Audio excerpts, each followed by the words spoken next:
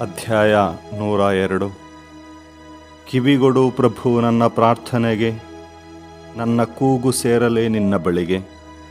ಕಷ್ಟಕಾಲದಳು ವಿಮುಖನಾಗಬೇಡ ನೀ ನನಗೆ, ಕಿವಿಗೊಡು ಮೊರೆಯಿಡುವಾಗಲೇ ಸದುತ್ತರಿಸು ಬೇಗನೆ. ಮಾಯವಾಗುತ್ತಿದೆ ನನ್ನೀ ಜೀವಮಾನ ಹೊಗೆಯಂತೆ, ಉರಿಯುತ್ತಿವೆ ಎನ್ನೆಲುಬುಗಳು ಒಲೆಯಲ್ಲಿಟ್ಟ ಕೊರಡಿನಂತೆ, ಬಿಸಿಲಿಗೆ ಬಾಡಿದ ಹುಲ್ಲಿನಂತಿದೆ ಎನ್ನೆದೆ. ತಿಂಡಿ ತೀರ್ಥವನ್ನುಣ್ಣಲು ನಾ ಮರೆತು ಹೋದೆ, ಕೂಗಿ ನಾ ನಿಟ್ಟುಸಿರಿಟ್ಟೆ, ಎಲುಬು ತೊಗಲು ಆಗಿಬಿಟ್ಟೆ. ಅಡವಿಯ ರಣಹದ್ದಿಗೆ ಸಮನಾದೆ, ಹಾಳೂರಿನ ಗೂಗೆಯ ಹಾಗಾದೆ.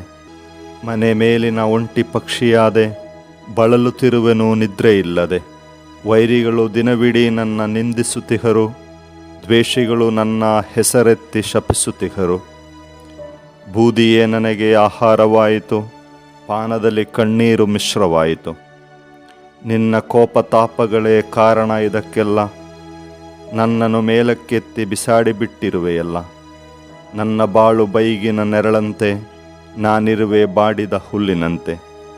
ನೀನಾದರೂ ಪ್ರಭು ಸದಾ ಸಿಂಹಾಸನ ರೂಢ, ಮಾಳ್ಪರು ತಲತಲಾಂತರಕ್ಕೂ ನಿನ್ನ ನಾಮಸ್ಮರಣ. ಎದ್ದು ಸಿಯೋನನಿಗೆ ತೋರು ಸೌಜನ್ಯತೆ, ಅದಕ್ಕೆ ದಯ ತೋರಿಸುವ ಸಮಯವಿದೆ, ನೇಮಿತ ಕಾಲವಿದೋ ಬಂದು ಬಿಟ್ಟಿದೆ. ಕಲ್ಲು ಕುಪ್ಪೆಯಾಗಿದ್ದರೂ ನಿನ್ನ ಭಕ್ತರಿಗದು ಪ್ರಿಯ, ಅದರ ವಿನಾಶವನ್ನು ಕಂಡು ಕರಗಿ ಹೋಗಿದೆ ಹೃದಯ.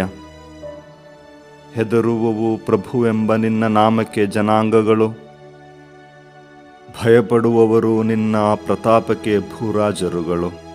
ಏಕೆನೆ ಪುನರುದ್ಧರಿಸುವನು ಸಿಯೋನನು, ಪ್ರತ್ಯಕ್ಷ ಮಾಡುವನಾತ ತನ್ನ ಮಹಿಮೆಯನು. ತಿರಸ್ಕರಿಸನಾತ ನಿರ್ಗತಿಕರ ಮೊರೆಯನು, ನೆರವೇರಿಸದೆ ಬಿಡನು ಅವರ ಕೋರಿಕೆಯನು. ಮುಂದಣ ಸಂತತಿಗಿದು ಶಾಸನವಾಗಿರಲಿ, ಮುಂದೆ ಹುಟ್ಟುವ ಪ್ರಜೆ ಪ್ರಭುವನ್ನು ಹೊಗಳಲೆ. ಭೂಲೋಕವನ್ನು ವೀಕ್ಷಿಸಿದನು ಪ್ರಭು ಪರಲೋಕದಿಂದ, ದೃಷ್ಟಿಸಿದನು ತನ್ನ ಉನ್ನತ ಪವಿತ್ರ ಸ್ಥಾನದಿಂದ.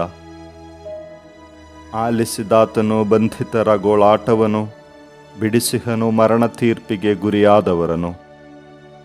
ಹೀಗೆ ಪ್ರಭುವಿಗಾರಾಧನೆ ಸಲ್ಲಿಸಲು ಜನಾಂಗಗಳು ರಾಜ್ಯಗಳು ಕೂಡಿರಲು, ಹೊಗಳಲಾಗುವವು ಪ್ರಭುವಿನ ನಾಮ ಸಿಯೋನಿನಲ್ಲಿ, ಆತನ ಗುಣಗಾನವಿರುವುದು ಆ ಜೆರುಸಲೇಮಿನಲ್ಲಿ. ನಡುಹಾದಿಯಲೇ ಕುಂದಿಸಿಹನು ಪ್ರಭು ನನ್ನ ಬಲವನು, ಕಡಿಮೆ ಮಾಡಿಬಿಟ್ಟಿಹನು ಆತ ನನ್ನ ಆಯುಷ್ಯವನು. ಎಂತಲೇ ನಾನು ಅರ್ಧಾಯುಷ್ಯದಲ್ಲೇ ನನ್ನೊಯ್ಯಬೇಡ ದೇವ, ತಲತಲಾಂತರದವರೆಗೂ ನಿನ್ನ ವರುಷಗಳು ಉಳಿದಿವೆಯಲ್ಲ. ಆದಿಯಲ್ಲೇ ನೀ ಭುವಿಗೆ ಅಸ್ತಿವಾರ ಹಾಕಿದೆ, ಗಗನಮಂಡಲವೂ ಸಹ ನಿನ್ನ ಸೃಷ್ಟಿಯಾಗಿದೆ.